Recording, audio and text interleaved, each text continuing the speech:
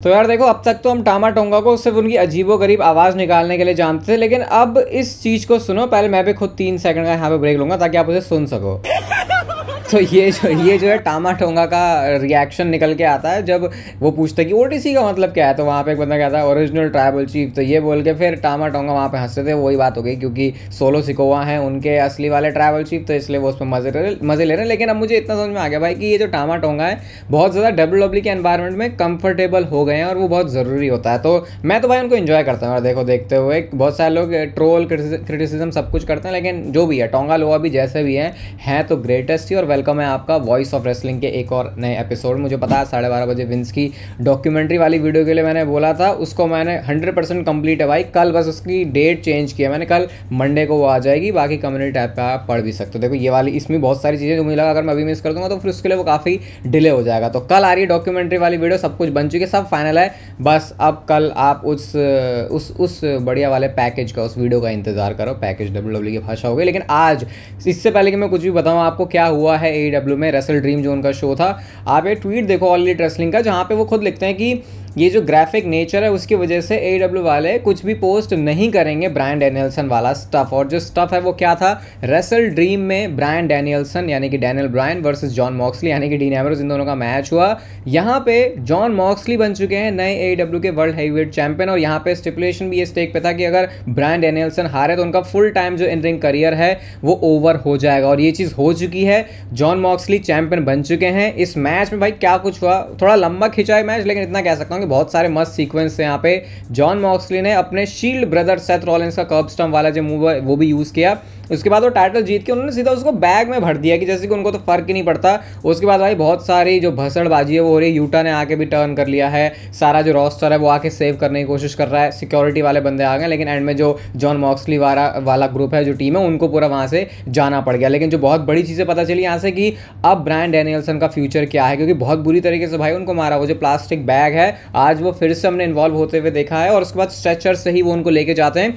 अब देखो, एक जो सिंपल सी बात है यहाँ पे वो ये कि क्या ये ब्रायन डैनियल्सन के करियर का सच में एंड है, क्योंकि जिस तरीके से वो दिखाया गया, कभी भी हम ऐसी एंडिंग तो एक्सपेक्ट नहीं करते। किसी का इतना बढ़िया करियर है उसको इस नोट पर एंड किया जाए, तो यहाँ से अब थिंग्स इंटरेस्टिंग हो सकती हैं। बट जॉन मॉक्सली के पास AEW का इस समय जो सबसे मेन टाइटल है वो आ चुका है, लेकिन उसको उन्होंने क्या किया, ना पोज मारा ना कुछ किया, सीधा उन्होंने उसको एक बैग में भर दिया जो कि सिजारो के पास, क्लॉडियो के पास वो देते हैं, और बस यही था। तो काफ़ी अटपटा सा ये लगा, कह सकता हूँ मैं इसे, लेकिन कुछ तो स्टोरी यहाँ से इंटरेस्टिंग होगी। शेन मैकमैन का इंतजार हो रहा था यहाँ पे, लेकिन फिलहाल वो चीज़ ऑल एलीट रेसलिंग ने की नहीं है। तो ये स्टोरी लाइन तो ऐसे, इसमें डेफिनेटली मेरा इंटरेस्ट है। अब देखते हैं आगे ये जॉन मॉक्सली क्या करते हैं और ब्रायन डैनियल्सन का भी जो करियर है वो क्या है, क्योंकि फुल टाइम तो वो एंड हो चुका है, क्योंकि कमेंट्री से भी ये बात बोली गई थी। तो काफ़ी अटपटा सा था, लेकिन इसने जो कहते हैं ना वो क्लिफ हैंगर से डाल दिया कि अब नेक्स्ट स्टोरी क्या होगी इसमें। कल आपको पता ही है स्मैकडाउन में हमने Jimmy Uso and Roman Reigns को एक साथ देखा था। तो भाई स्मैकडाउन से ये फोटो है जिसको जिमी ऊसो ने अपनी इंस्टाग्राम की स्टोरी में शेयर किया हुआ है। यहाँ पे आप देख सकते हो कैसे जिमी ऊसो थोड़ी सी चिंता दिखा रहे हैं original tribal chief Roman Reigns के लिए, क्योंकि भाई एक्नॉलेज करने वाला तो सिर्फ एक ही बंदा और बाद में उनके ऊपर अटैक भी हो जाता है। अब देखो ये जो सारी कहानी है ना, हमको ये चीज़ भी पहले से पता है कि इन सारी चीज़ों के पीछे शायद रॉक हो सकते हैं कि वो सोलो सिकोवा को ही चला रहे हों, और एक्चुअल में जो टेम्पररी ट्राइबल चीफ है उसका स्टेटस उन्होंने दिया, और एंड में इन सारी चीज़ों के पीछे रॉक हो। फिर मैंने आपको सारी चीज़ें बताई हैं। वो सर्वाइवर सीरीज़ में क्या वॉर गेम्स के साथ हो सकता है, स्पॉटिफाई पर पॉडकास्ट में हमने इसको अच्छे से कवर किया हुआ है। तो अभी यहाँ से ना एक ऐसी चीज़ हुई है, लेकिन जिससे आप कह सकते हो कि शायद ये रॉक और सोलो सिकोवा आपस में जुड़े नहीं हैं। उसके लिए बस आप थोड़ा सा और वेट करो, क्योंकि अभी और भी कुछ है मेरे पास आपको बताने के लिए। लेकिन रोमन रेंस की कुछ अच्छी बात है अगर मैं आपको बताऊं, बहुत सारी होती है वैसे तो। मेक अ विश जो है, जिसके जॉनसन कह सकते हो भाई सबसे बड़े वाले नंबर पे सबसे आगे चलते हैं भाई, उन्होंने सबसे ज़्यादा विशेष जो है पूरी करी। हम रोमन रेंस भी उसको कर रहे हैं। किसी तो बच्चों की क्लासेस में वो गए थे जहाँ पे वो मिल रहे हैं बच्चों के साथ, और फेस टाइम पर भी उन्होंने बात करी हुई है। तो भले ही कोई बंदा कह दे इस बात को कि यार बंदा स्मैकडाउन में नहीं आता, लेकिन जहाँ पे उसको पता है बच्चों को खुश करना है वहाँ पे रोमन रेंस है। और रियल ये कह सकते हैं WWE को अगर कोई रिप्रेजेंट करने वाला फेस है तो वो रोमन रेंस है इस समय। अब तो और फायदा है WWE के लिए, क्योंकि बंदा जो अपने हील वाले कैरेक्टर में भी नहीं है, तो वो चीज़ थोड़ी सी और हेल्प करता है। कुछ दिन पहले मैंने आपको बताया था ये रिकिशी ने जो कांड कर दिया था, उन्होंने क्या डाला था सोशल मीडिया पे, कहते हैं कि जो जिमी ऊसो है उसके लिए तुम प्रेयर्स करो। तो जिमी ऊसो तो भाई आ गया, लेकिन अब रिकिशी ने बोला कि क्या था उसका मतलब। तो कहते हैं कि सच में जिमी ऊसो ठीक नहीं था, लोगों को लगा कि वो हॉस्पिटल में शायद, और वो सच में था भी। तो कहते हैं एक फादर के तौर पर मेरे को ऐसा लगा कि मेरे बच्चे को जो है दुआओं की ज़रूरत है तो मैंने वो कर दिया। अब आई थिंक रिकीशी ये नहीं समझ रहे भाई कि आजकल सोशल मीडिया पे जब भी कोई चीज़ डालते हैं तो उसको एक थिंग बना लेते हैं वहाँ से, अगर वो उतनी सीरियस नहीं भी है तो जैसा होता नहीं कि एक जैसे किसी ने किसी को कुछ बोल दिया तो ठीक है वो भूल गया, लेकिन अगर वो रिकॉर्डेड है और उसको बार बार सुने तो ऐसा लगा हाँ यार इसने कुछ तो बहुत गड़बड़ बोल दिया, भले वो उतनी गड़बड़ वाली बात थी भी नहीं। तो आई थिंक रिकीशी के साथ भी हो रहा है। अभी उनको कोई समझाने वाला बंदा है नहीं कि सोशल मीडिया पे कैसे काम करते हैं, तो आई थिंक ड्रू मैकिंटायर अगर कुछ समझा देना तो अच्छा हो जाएगा। पता नहीं क्या बोला मैंने, बट जो भी है। अभी सीएम पंक के बारे में आपको याद होगा मैंने आपको बताया था, सीएम पंक की डॉक्यूमेंट्री वाली वीडियो में ही बताया था कि उन्होंने उसी टाइम पर बैक स्टेज ही सर्वाइवर सीरीज से पहले कॉन्ट्रैक्ट साइन किया था, और उसकी भाई फोटो भी आ गई है, ये सीएम पंक के अकाउंट से ही ऑब्वियसली आई है। यहाँ पे आप देख सकते हो सर्वाइवर सीरीज से पहले ठीक वो WWE का जो कॉन्ट्रैक्ट है उसको साइन कर रहे हैं। देखो मैंने अपनी आंखों से जूम वूम करने की सब कुछ कोशिश करी, तो पढ़ने में तो यहाँ पे कुछ नहीं आ रहा, लेकिन ये पता है कि वो कॉन्ट्रैक्ट साइन कर रहे हैं यहाँ पे, तो ये एक मतलब मस्ती चीज़ है। मैंने कहा चलो बता देते हैं, कुछ और बाकी है नहीं इसमें बहुत इंटरेस्टिंग। और स्मैकडाउन से भी बैक स्टेज से एक फोटो आई है, यहाँ पे आप देख सकते हो रिया रिप्ली के साथ बूगी मैन है। मुझे ये बात नहीं समझ में आती कि यार बूगी मैन ऐसा कैरेक्टर है जिसको लोग देखने में बहुत इंटरेस्टेड होंगे। जैसे आर्ट्रुथ है, आर्ट्रुथ के बारे में हमेशा ये नहीं सोचते हम कि क्या स्टोरी है, वो बंदा बस जब भी हमको स्क्रीन पे दिख जाता तो मज़ा आता, वही बूगी मैन के कैरेक्टर के साथ है। बट WWE पता नहीं उनको स्टोरीज में यूज़ क्यों नहीं करती। आई थिंक वो लेजेंड्स वाले कॉन्ट्रैक्ट में है, एंड उसके साथ साथ वो इंडी शोज़ के लिए भी वर्क करते हैं। अब इसके बारे में मुझे और ज़्यादा क्लैरिटी नहीं, क्योंकि मैंने देखा है उनको कई बार वो बाकी शोज़ में जाते हैं। तो मेरे ख्याल से उनको बनाना चाहिए कि यार वो लगातार शोज़ पे आएँ, और मतलब WWE क्योंकि उनका तो गिमिक है भाई, वो जो खा के वो आते हुए खाते थे, मुझे याद है मैंने वीडियो बनाई थी, क्या वो वॉर्म्स क्या हैं सच में, आप सर्च कर सकते हो वैसे रसल जेटर बूगी मैन तो कुछ दिखेगा आपको, बहुत पुराना कंटेंट, तो ये यूज़ करना चाहिए वैसे WWE को। तो मैंने ऐसे ही बोल दिया, वैसे तो बस वो बैक स्टेज ही थे। अब गोल्डबर्ग के बारे में एक ऐसी बात है भाई, जब मैंने सुनी मैं बहुत ज़्यादा हंसा इसको सुनने में। टेडी लॉन्ग कहते हैं कि गोल्डबर्ग को पहले NXT में जाना चाहिए। वो कह रहे हैं कि अभी गुंथर के साथ गोल्डबर्ग का मैच है, तो पहले ये बंदा NXT में जाए और NXT में जाके थोड़ा सा देखे लड़ते वड़ते कैसे हैं, और उसके बाद फिर ये गुंथर के साथ मैच के लिए प्रिपेयर हो। और ऐसा उन्होंने इसीलिए बोला क्योंकि मतलब ऐसे नहीं कि उन्होंने कोई गोल्डबर्ग को नीचा दिखाने के लिए बोला, स्पेशली जो गुंथर का लेवल है उस पर आने के लिए। वो कहते हैं कि अगर थोड़ा बंदे एक बढ़िया सा मैच देना है तो 2-4 मूव के साथ तो गोल्डबर्ग का काम चलेगा नहीं, लेकिन गुंथर आपको पता, वो तो अपने पूरा ही सब कुछ ही अपने तरकश में कितने सारे जो तीर हैं उसको लेके आते हैं। तो ये उन्होंने कहा, मुझे फ़नी सा लगा भाई, तो बता दिया मैंने। लेकिन रेसलिंग ऑब्जर्वर न्यूज़ लेटर का ये कहना है कि गोल्डबर्ग का मैच ना तो सर्वाइवर सीरीज के लिए प्लान्ड है, ना ये रेसलमेनिया के लिए प्लान्ड है। क्राउन जूल के अंदर तो ये हो नहीं रहा है, क्योंकि वो तो आपको पता ही है कि कोडी रोड्स और गुंथर का मैच होगा, तो पता नहीं भाई क्या चल रहा है। मेल्जर की बात पे भी कितना ही बिलीव कर सकते हैं, लेकिन फिलहाल उन्होंने यही बोला कि भाई अभी WWE का कुछ प्लान है नहीं इसके बारे में।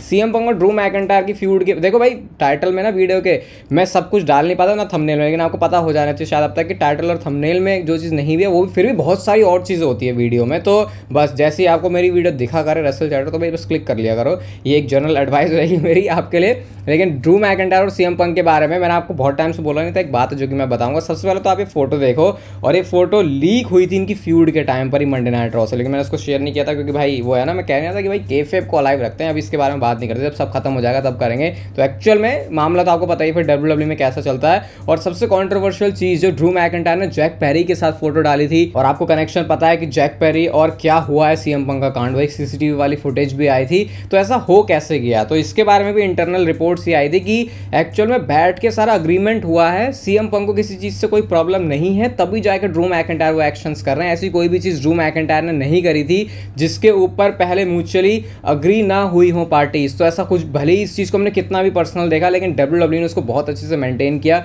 कि स्टोरी लाइन में भी उसको कैसे यूज किया जा सकता है और कोई बंदा लेजिट यहाँ पर हर्ट ना हो। और इसी वजह से मेल्जर ने भाई इस मैच को 5 स्टार की रेटिंग दी है। मेल्जर की देखो, मेल्जर वैसे इतना मैटर नहीं करता अगर आप 2024 की बात कर रहे हो, क्योंकि वैसे तो बहुत पुराने टाइम से हैं भाई, जब से WWE बिल्कुल अपने मेन स्ट्रीम मीडिया में आना शुरू हुई थी। पहला एक अगर आप किसी जर्नलिस्ट या रिपोर्टर बोलोगे तो वो डेव मेल्जर ही थे, लेकिन अब आपको पता है इतना मैटर करती नहीं है वो सारी चीज़ें। तो फिर ड्रू मैकिंटायर और सीएम पंक के इस मैच को 5 स्टार्स की रेटिंग उन्होंने दी है, जो कि मेल्जर की तरफ से आना शॉकिंग है। तो आप सोच लो, कोई क्लासिक रेसलिंग मैच भी नहीं था, उसके बावजूद भी अगर इतनी रेटिंग मिल रही है तो कितना ज़बरदस्त स्टफ हमने इस मैच में देखा है। और ये आप बता सकते हो अपनी आने वाली जनरेशन को कि मैं 2024 में उस टाइम पे WWE देखता था जब ड्रू मैकिंटायर और सीएम पंक की इतनी मस्त ट्रायोलॉजी वाली फ्यूड मैंने देखी थी, मैंने उसको विटनेस किया था। अंडरटेकर ने कुछ कंट्रोवर्शियल बातें बोल दी है भाई, और कंट्रोवर्शियल ये है नहीं, लेकिन आजकल सोशल मीडिया के ज़माने में सब लोग अपने आप को समझते हैं कुछ ज़्यादा ही एक्सपर्ट। तो अंडरटेकर ने ये बोला कि ये सुपरस्टार्स अपना एक जो लिमिट है ना उसको पार कर करके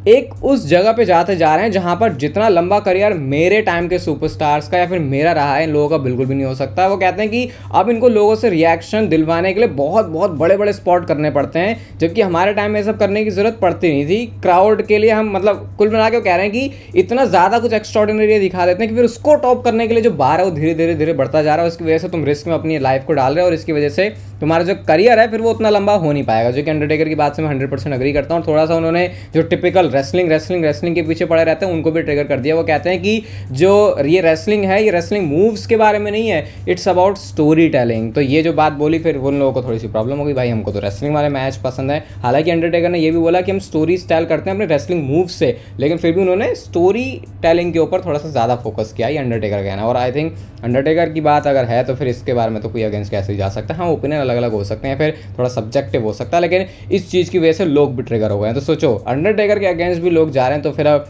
आप क्या ही बोल सकते हो कि कोई किसी के अगेंस्ट क्यों ही ना जाए, क्योंकि जब अंडरटेकर जैसे जो नाम है वही नहीं बच रहा। क्या एक और नया मेंबर ब्लड लाइन के अंदर आने वाला है? क्या तीसरा मेंबर कोई और होने वाला है? क्या जे उसो या सैमी ज़ेन की तरफ से हेल्प नहीं मिलने वाली अभी, या फिर क्या स्टोरी है? तो वी नीड हेल्प करके जो WWE ने खुद ही ट्वीट किया, यहाँ पर आप देख सकते हो लेंसे एनोवाई ने उसका रिप्लाई किया है कि यार ऐसा सोचिए मैं तो शायद रेडी हूँ। तो लेंसे एनोवाई ये वही सुपरस्टार हैं जो शेन मैकमैन के साथ जब रोमन रेंस की फ्यूड थी, आई थिंक ड्रू मैकिंटायर के साथ भी जो भी स्टफ चल रहा 2018 की बात है ये, उस टाइम पर वो आए थे। मतलब आए थे क्या, स्टोरी में उनको यूज किया था। फिर रोमन रेंस ने अपने कजिन को बचाऊंगा ऐसे करके उनको बचाया था। तो मतलब थोड़ा सा पुराना एक्सपीरियंस तो है, लेकिन मेरे ख्याल से उसे काउंट नहीं करेंगे। और ये टीज भी बहुत ज्यादा कर रहे हैं, तो क्या पता ऐसा हो भी सकता है कि ये आने वाले टाइम में एक मेंबर बन जाए।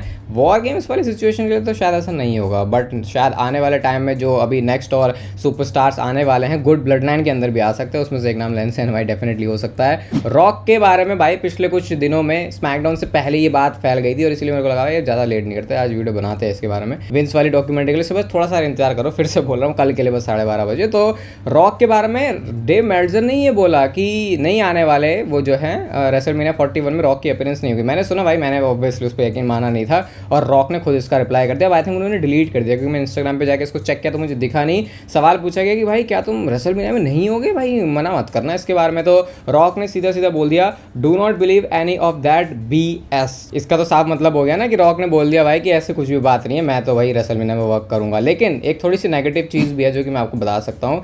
ये रॉक की इंस्टाग्राम की पोस्ट है और यहाँ पे उन्होंने कुछ लंबा चौड़ा सब कुछ लिखा हुआ है, और साथ में the final boss of WWE लिख के 2025 उन्होंने लिखा है, और साथ में वो जो ग्लोब वाली इमोजी है उसको लगाया है। तो शायद ऐसा हो सकता है जो मैं आपको कह रहा था कि क्या सोलो सिकोवा और रॉक यहाँ पे मिलके साथ में कुछ कर रहे हैं। ऐसा हो सकता है कि वॉर गेम्स के टाइम पे अब इस सिचुएशन के अंदर रॉक का हमको ऐसे कोई डायरेक्ट इनपुट टीवी की स्टोरी लाइन के हिसाब से ना दिखे। भले ही हो सकता है बिहाइंड द सीन वही सोलो सिकोवा को चला रहे हैं, लेकिन स्क्रीन पर शायद हो सकता है रॉक का 2025 के लिए ऐसा कोई 2024 के लिए ऐसा कोई खास रोल है नहीं, इसलिए उन्होंने 2025 को मेंशन किया है। तो अब ऐसा भी हो सकता है 2024 में भी किसी एक शो के लिए WWE उनको बुक करे। ऐसे बैड ब्लड में भी इतना एक्सपेक्टेड तो था, लेकिन फिर भी होना हमेशा रॉक का थोड़ा सरप्राइज वाला फैक्टर लाता है। बट जो भी है भरोसा WWE के ऊपर पूरा है कि जो मज़ा है वो तो हमको ब्लड लाइन की स्टोरी से मिलेगा। अगर आपको इस वीडियो से मज़ा आया तो वैसे लाइक कर दो, चैनल को सब्सक्राइब कर दो ऐसी और मस्त वीडियोज़ के लिए, और तब तक फिर लेते रहो जिंदगी के मज़े।